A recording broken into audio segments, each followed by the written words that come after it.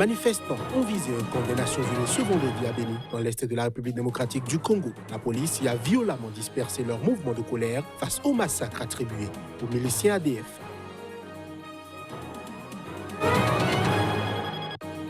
Les initiatives pour vaincre le terrorisme se multiplient. Le Burkina Faso abrite depuis jeudi une rencontre avec des participants venus des pays membres du G5 Sahel autour du thème de la cohésion entre les différentes communautés. En Éthiopie, la coalition au pouvoir sur le CR, 3 des 4 partis décident de fusionner en une seule formation politique. L'objectif de cette réforme est de mieux affronter les élections générales de 2020.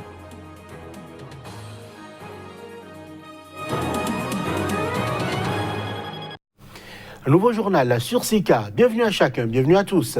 Des manifestants ont visé un camp des Nations Unies ce vendredi à Béni, dans l'est de la République démocratique du Congo. La police y a violemment dispersé leur mouvement de colère face au massacre attribué aux miliciens ADF.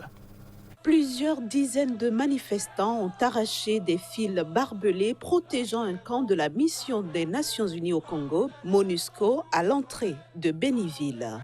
Ils dénoncent l'impuissance de l'ONU et de l'armée congolaise contre les massacres des milices ADF qui ont tué plus de 60 civils dans la région depuis début novembre, dont au moins 7 à Béni mercredi. Les forces de sécurité congolaises ont tiré des balles réelles et des gaz lacrymogènes pour tenter de disperser ces manifestants. Plusieurs dizaines de jeunes ont lancé des pierres et des morceaux de bois en direction des forces de sécurité avant de s'en prendre à la base de la MONUSCO. Toutes les activités étaient paralysées dans d'autres parties de la ville pour le deuxième jour de suite. À Butembo, à 54 km de Béni, des manifestants ont barricadé les routes et incendié des pneus.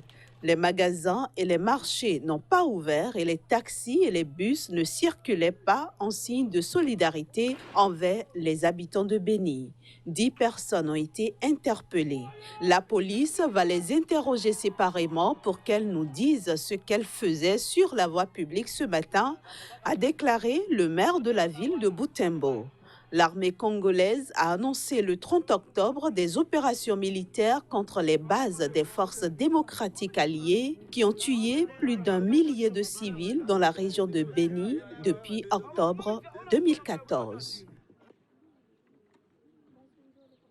Les initiatives pour vaincre le terrorisme se multiplient. Le Burkina Faso abrite depuis jeudi une rencontre avec des participants venus des pays membres du G5 Sahel autour du thème de la cohésion entre les différentes communautés. Les détails. Comment vivre ensemble avec nos diversités culturelles, sociales et religieuses? Il s'agit pour les participants de proposer des pistes afin que la cohésion sociale soit la principale arme contre l'extrémisme violent et la radicalisation. Entre les conflits intercommunautaires et les attaques terroristes, les pays membres du G5 Sahel cherchent toujours la meilleure voie pour venir à bout de ces phénomènes. Venus des différents pays de la sous-région, les participants à la rencontre de Ouagadougou sont invités à faire des propositions afin de prévenir les tensions interculturelles.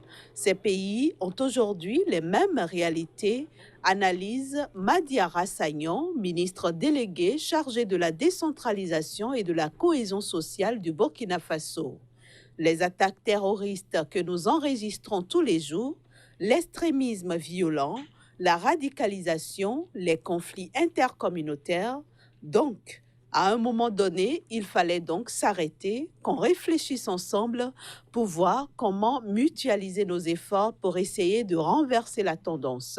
Pour Maman Aïcha Sissé, coordonnatrice de la plateforme des femmes du G5 Sahel, il faut des réponses globales et durables contre la radicalisation dans la sous-région. Si nous travaillons sur la cohésion sociale, ça peut nous amener à nous comprendre et aller moins vers la violence. Selon le chef du gouvernement burkinabé, cette rencontre vise à explorer toutes les pistes susceptibles de faire de la cohésion sociale un principal vecteur de paix, de tolérance et du vivre ensemble. Au Mozambique, le principal parti d'opposition a exigé ce vendredi la démission immédiate du président Filipe Nyusi. Le chef de l'État mozambicain est accusé d'avoir bénéficié de financements illégaux dans le cadre d'un scandale qui a plongé le pays dans une grave crise financière. Le principal parti d'opposition mozambicain a exigé ce vendredi la démission immédiate du président Filipe Nyusi, accusé d'avoir bénéficié de financements illégaux dans le cadre d'un scandale qui a plongé le Mozambique dans une grave crise financière. La Renamo estime qu'un refus du chef de l'État de démissionner sera la preuve qu'il reste au pouvoir pour escroquer les contribuables mozambicains et protéger son parti et tous ceux qui sont impliqués dans cette affaire. Le parti a notamment exigé que le parquet général mozambicain utilise tous les moyens constitutionnels et légaux possibles pour faire éclater la vérité. Filipe Nyusi a été mis en cause par un homme d'affaires libanais, Jean Boustany, jugé depuis mi-octobre devant un tribunal fédéral à New York. La justice américaine l'accuse d'avoir versé des dizaines de millions de dollars à de hauts responsables du régime de Maputo pour obtenir en 2013 et 2014 des contrats de livraison de navires de pêche et de patrouilleurs militaires. Ce mercredi, l'homme d'affaires libanais a identifié à la barre le chef de l'État mozambicain dans une liste codée de bénéficiaires présumés de commissions occultes. L'enquête de la police fédérale américaine FBI a évalué à $1 million la somme supposée affectée au président mozambicain.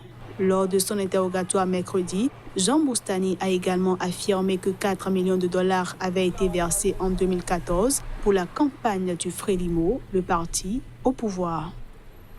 En Éthiopie, c'est la coalition au pouvoir qui se resserre. 3 des 4 partis décident de fusionner en une seule formation politique. L'objectif est clair, c'est donc pour mieux affronter les élections générales de 2020. Reportage.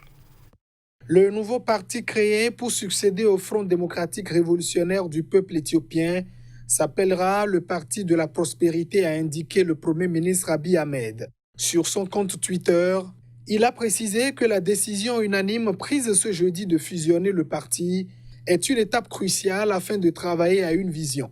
Le Parti de la prospérité est déterminé à renforcer et mettre en œuvre un système véritablement fédéral qui reconnaisse la diversité et les contributions de tous les Éthiopiens, a-t-il indiqué. Sur les 4 formations politiques de la coalition, une a boycotté la rencontre. Il s'agit du Front de libération des peuples du Tigré, qui évoque les risques d'amenuisement de son influence politique. Bien que les Tigréens ne constituent plus que 6% de la population, ils ont ainsi longtemps disposé d'un pouvoir sans commune mesure avec leur importance numérique. Des manifestations anti-gouvernementales menées à partir de la fin de 2015 par les Oromo et les Amara, les 2 principales ethnies du pays, ont mis en péril la position dominante du Front démocratique révolutionnaire du peuple éthiopien et débouché sur l'arrivée au pouvoir de Abiy Ahmed.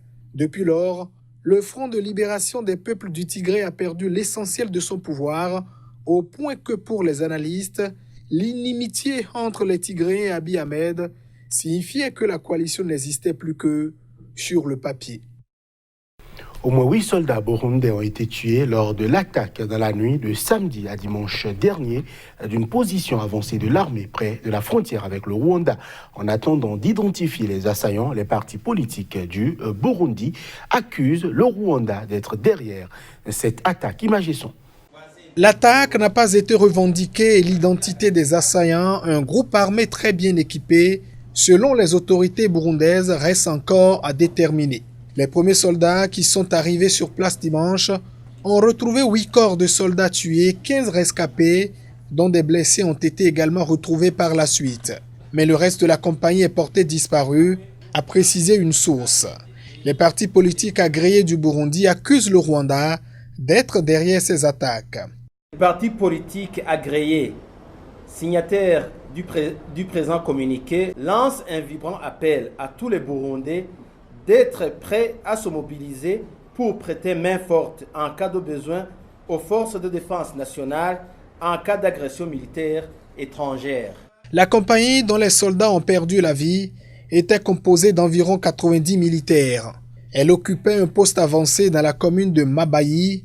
Nos soldats ont été surpris par des assaillants équipés de gilets pare-balles et de lunettes de vision nocturne qui ont totalement anéanti cette position. Nous pensons que ce ne sont pas de simples rebelles qui en sont responsables, a précisé un haut gradé. Il s'agit de la plus importante et de la plus meurtrière attaque dirigée contre l'armée depuis 2015.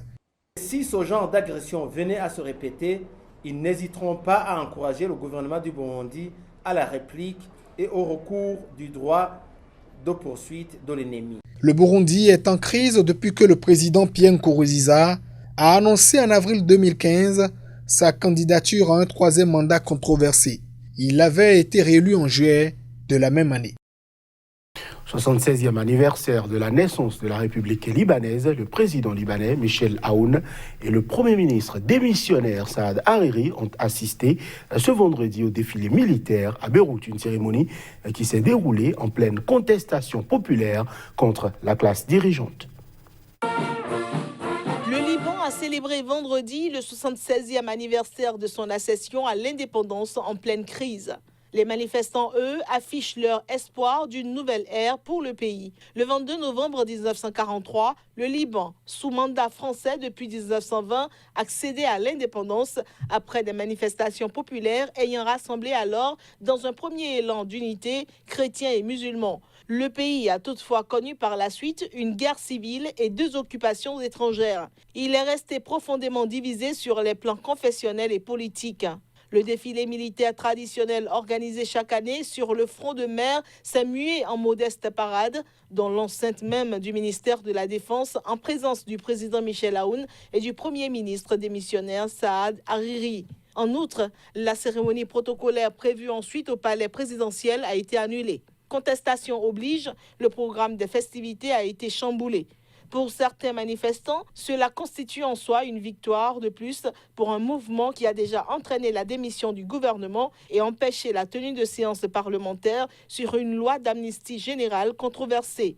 Depuis le 17 octobre, le pays vit au rythme d'une protestation sans précédent contre l'ensemble des dirigeants politiques jugés incompétents et corrompus.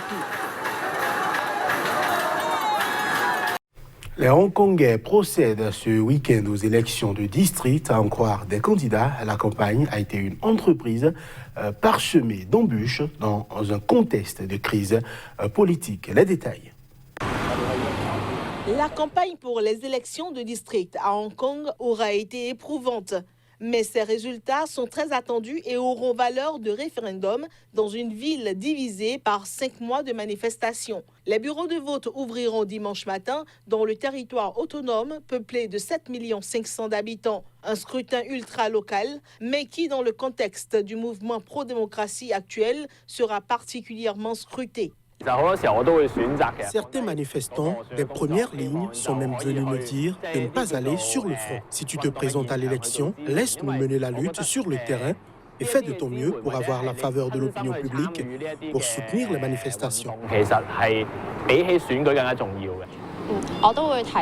Je vais jeter un œil à leur plateforme politique et leur position politique. Certains d'entre eux ont mentionné les 5 demandes, pas une de moins. Je considérerai ces candidats. J'espère que l'élection montrera au gouvernement ce qu'est l'opinion publique. L'élection permettra de désigner 452 conseillers issus de 18 districts. C'est le scrutin le plus démocratique à Hong Kong et les pro-démocraties espèrent bien surfer sur le mécontentement d'une partie des Hongkongais, notamment des jeunes, pour infliger un camouflet électoral à Carrie Lam. Et c'est sur cette note que nous refermons cette édition. Merci de l'avoir suivi.